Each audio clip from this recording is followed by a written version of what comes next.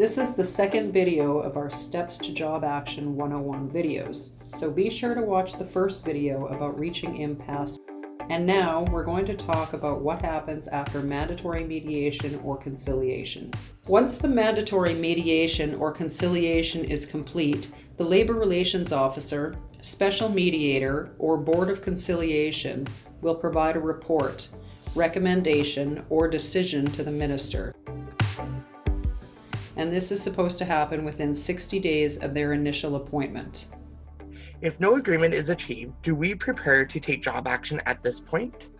If there is no recommended terms of settlement, or if one or both of the parties will not accept the recommended terms of settlement, or if the report indicates the dispute cannot be resolved, that's when the parties would move on to the next steps in the process. What we need to understand is that all of the steps take a defined length of time.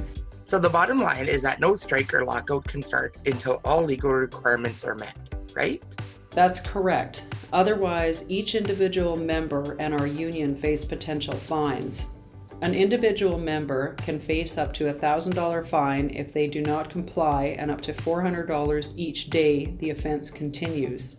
Our union can face up to a $100,000 fine for non-compliance and up to a $10,000 each day the offense continues. Once the report has been delivered to the Minister that the mandatory mediation or conciliation will not result in a collective agreement, there is a cooling off period. This can either be a 7 or 14-day period depending on whether an essential services agreement has been negotiated. Wait a minute, why do we need a cooling off period? That seems counterproductive when we have all these steps that take so much time. What does cooling off mean? This is the period of time that must pass before either party takes the next step to job action. It allows for reflection and preparedness for a strike or lockout. And you're going to really like this.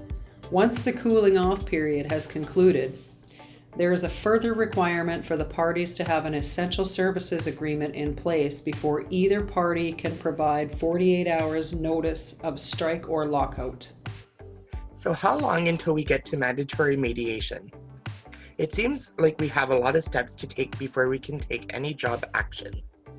SEIU-West asked the Minister of Labor Relations and Workplace Safety for a special mediator, and he appointed the Executive Director of Labor Relations and Mediation to assist the parties.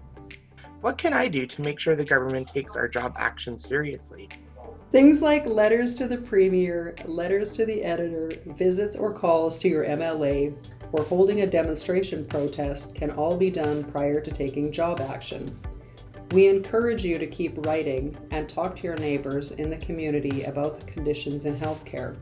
The demonstration protests are helpful in conveying our message to the public. We need their support.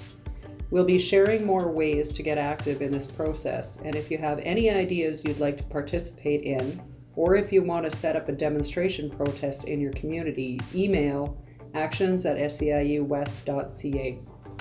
Thanks for the information.